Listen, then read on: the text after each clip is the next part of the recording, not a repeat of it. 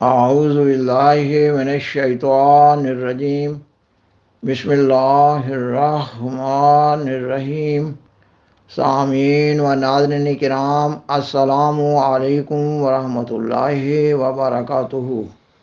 خاکسار ملائکۃ اللہ یعنی فرشتوں کے بارے میں ایک مضمون قسطوار پیش کر رہا ہے۔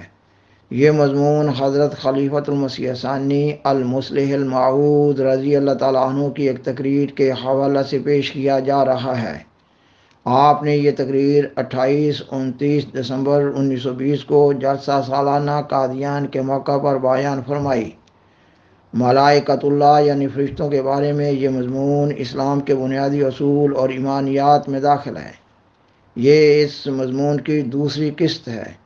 گزشتہ سے پیوستہ حضرت خلیفۃ المسیح ثانی رضی اللہ تعالیٰ عنہ فرماتے ہیں، ملائکہ کو خدا نے ایمانیات میں شامل کیا ہے، اور جو شخص ملائکہ پر ایمان نہیں لاتا وہ اسلامی نقطۂ خیال سے چاہے کتابوں پر، رسولوں پر اور آخرت پر ایمان لائے تو بھی مسلمان نہیں ہو سکتا، کافر ہی رہے گا۔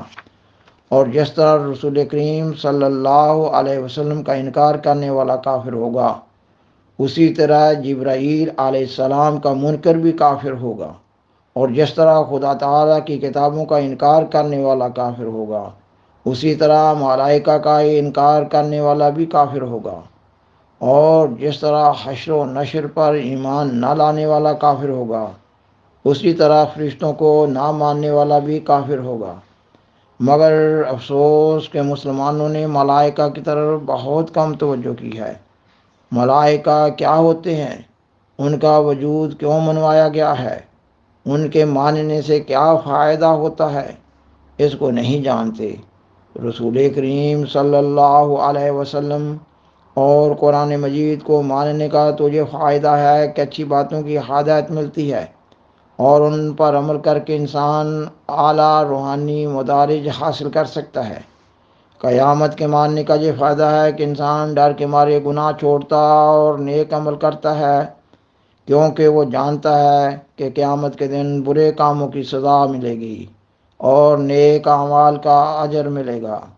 خدا تعالیٰ کو ماننے کا بھی فائدہ ظاہر ہے کہ خدا تعالیٰ رازق ہے، خالق ہے، رحیم ہے، کریم ہے۔ اس کو مان کر اس کی ان صفات سے فائدہ اٹھایا جا سکتا ہے۔ مگر ملائکہ کیا ہیں جو منوائے جاتے ہیں؟ ان کا کیا فائدہ ہے کہ انہیں مانا جائے؟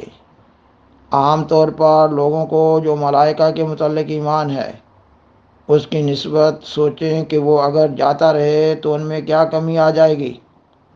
ہر ایک شخص سوچے کہ اگر میں محمد صلی اللہ علیہ وسلم کے متعلق کہوں گا کہ آپ صلی اللہ علیہ وسلم نعوذ باللہ رسول نہیں، تو ان کی تعلیم اس سے جاتی رہے گی۔ مگر قرآن کے متعلق کہوں گا کہ خدا کا کلام نہیں، تو اس کی تعلیم کو جواب دینا پڑے گا۔ لیکن اگر یہ کہہ دوں کہ فرشتے نہیں تو کیا نقصان ہوگا؟ لوگوں کو ملائکہ کے متعلق جو ایمان ہے وہ 99% لوگوں میں اتنا کم ہے کہ اگر اس کی نفی کر دی جائے تو ان کے موجودہ ایمان میں کوئی کمی نہیں آئے گی، اور ان کے ماننے کی وجہ سے ان کے ایمان میں کوئی زیادتی نہیں ہوگی۔ حالانکہ ہر ایک ایمانی مسئلہ کے یہ معنی ہے کہ وہ بہت بڑا اہم مسئلہ ہے، اس کے فائدے بھی بہت بڑے ہیں اور اس کو ترک کرنے کے نقصان بھی بہت بڑے ہیں۔ نہ یہ کہ صرف منہ سے کہہ دیں کہ فلاں بات ہم نے مان لی تو کافی ہو جاتا ہے، ورنہ نہ اس کے ماننے سے کوئی فائدہ ہوتا ہے اور نہ انکار کرنے سے کوئی نقصان۔ اس طرح تو ہم ہمالیہ پہاڑ پر بھی ایمان لاتے ہیں، مگر چونکہ ہمالیہ پر ایمان لانے سے نہ کوئی نفع ہے اور نہ اس کا انکار کرنے سے نقصان، اس لیے اسے ایمانیات میں داخل نہیں کیا گیا۔ مگر ملائکہ پر ایمان لانے کو ایمانیات میں داخل کیا گیا ہے۔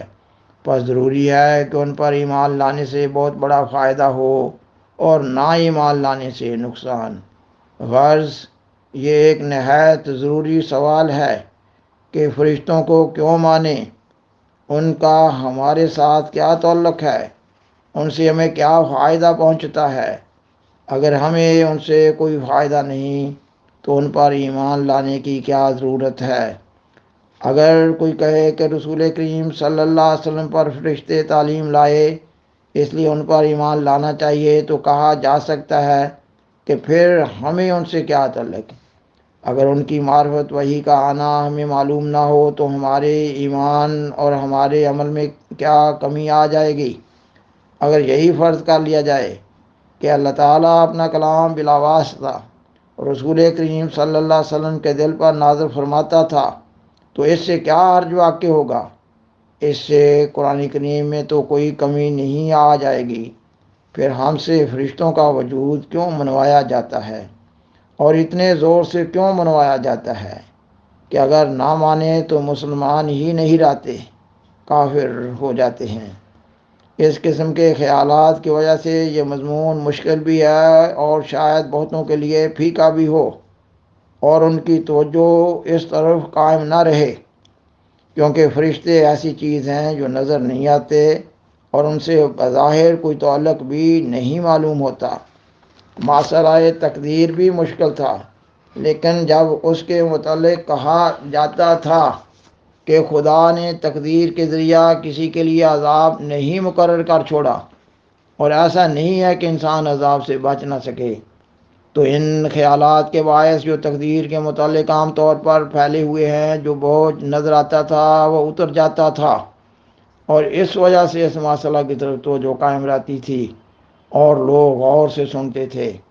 مگر ملائکہ کو چونکہ غیر متعلق چیز سمجھا جاتا ہے اور ان کی کوئی ضرورت بھی نہیں سمجھی جاتی، اس لیے شاید توجہ نہ رہے۔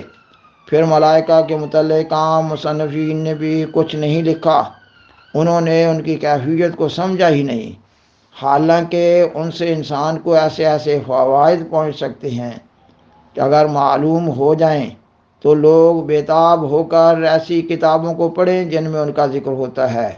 صوفیہ نے ان کے ذکر کو لیا ہے اور اپنی تصنیفوں میں بیان کیا ہے، مگر پھر بھی بہت تھوڑا بیان کیا ہے، اور رسول کریم صلی اللہ علیہ وسلم کے بعد اگر کسی انسان نے سب سے زیادہ ان کے متعلق بیان کیا ہے تو مسیح موعود علیہ السلام نے ہی بیان کیا ہے، اور آپ علیہ السلام نے ہی آ کر ان کی حقیقت کے راز سربستہ کو کھولا ہے۔ رسول کریم صلی اللہ علیہ وسلم اور مسیح موعود علیہ السلام کے درمیان اور کسی نے نہیں کھولا، قرآن کریم نے ان کی حقیقت کو کھولا ہے۔ یا رسول کریم صلی اللہ علیہ وسلم کے کلمات میں ان کا ذکر ہے، باقی صوفیہ کے کلام میں بھی ان کا ذکر ہے مگر بہت کم، اور دوسرے مصنفین نے تو ان کا ذکر ہی نہیں کیا۔ معمولی باتوں کے متعلق تو انہوں نے 20 قصے بیان کر دیے، مگر ملائکہ کی نسبت اس طرح چپ چاپ گزر گئے کہ گویا یہ کوئی چیز ہی نہیں۔ اس کی وجہ یہی ہے کہ ان کی حقیقت بیان کرنا بہت مشکل کام تھا اور ان میں بیان کرنے کی طاقت نہ تھی۔ لیکن اب چونکہ ایسا زمانہ آ گیا ہے کہ ہر چیز کی حقیقت کو کھول دیا جائے تاکہ کسی کو کسی مسئلہ پر حملہ کرنے کی جرأت نہ رہے، اس لیے خدا تعالیٰ نے ایسے سامان پیدا کر دیے ہیں کہ ملائکہ کی حقیقت سے بھی دنیا آگاہ ہو جائے۔ چند ہی دن ہوئے ایک عاریہ نے بیان کیا کہ مسلمان اسلام سے بدظن ہو رہے ہیں، اور اس کے ثبوت میں یہ بات بھی پیش کی ہے کہ سید امیر علی صاحب نے جو مسلمان ہیں لکھا ہے کہ فرشتے ایک وہمی چیز ہیں، ان کی کوئی حقیقت نہیں ہے۔ اس میں شک نہیں کہ آج کل کے مسلمان کہلانے والوں کے ذہن میں جو فرشتے ہیں وہ وہمی ہی ہیں، کیونکہ انہیں کچھ پتہ نہیں ہے کہ فرشتے کیا ہے، ان پر ایمان لانے کی کیا ضرورت ہے، ان کے کیا فوائد ہیں۔ مگر میں نے جیسا کہ ابھی بتایا ہے، جو بات بھی ایمان میں داخل ہے وہ لغو نہیں ہے بلکہ اس کے بہت بڑے فوائد ہیں، پر چونکہ یہ ایک ایسا مضمون ہے کہ جس سے عام لوگوں کو لگاؤ نہیں، اس لیے اس کی طرف خاص توجہ کی ضرورت ہے۔ نئی تعلیم کی وجہ سے ملائکہ پر بھی اعتراض کیے جاتے ہیں، مگر ہم اللہ تعالیٰ کے فضل سے ان کو ثابت کر سکتے ہیں اور اسی طرح ثابت کر سکتے ہیں جس طرح اور بہت سی چیزوں کو ثابت کیا جاتا ہے جو نظر سے غائب ہوتی ہیں۔ اور ہم ملائکہ کے متعلق ایسے ثبوت دے سکتے ہیں کہ ہر شخص ان کو سمجھ سکتا ہے، بشرطے کہ تعصب کی پٹی اس کی آنکھوں پر نہ بندھی ہو۔ سامعین و ناظرین کرام، یہ مضمون ابھی جاری ہے۔ بالآخر درخواست ہے کہ برائے مہربانی اس پروگرام کو دوسروں سے شیئر کریں اور عذرائے کرم اس چینل کو سبسکرائب کریں۔ جزاکم اللہ تعالی احسن الجزا۔ والسلام علیکم ورحمۃ اللہ وبرکاتہ۔ شکریہ۔